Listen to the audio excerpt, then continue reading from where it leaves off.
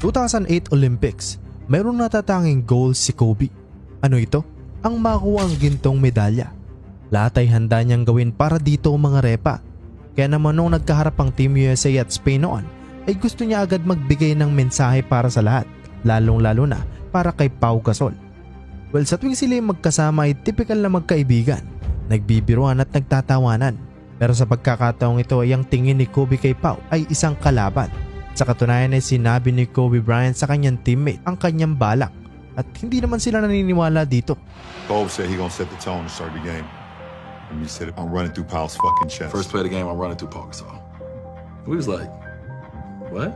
Man, you tripping. Like, that's your teammate. You tripping. You ain't about to do that. Pero nang mag-umpisa ang laro ay ito ang ginawa ni Kobe. Picks all over the floor. Whoa! Hello! Was that Brian? Yo! Holy. Dahil sa kanyang ginawa ay hindi lang si Pau Gasol ang kanyang naapektuhan, bagkus pati na din ang buong Team USA mga repa. Naging effective naman yun dahil nasungkit nila ang gintong medalya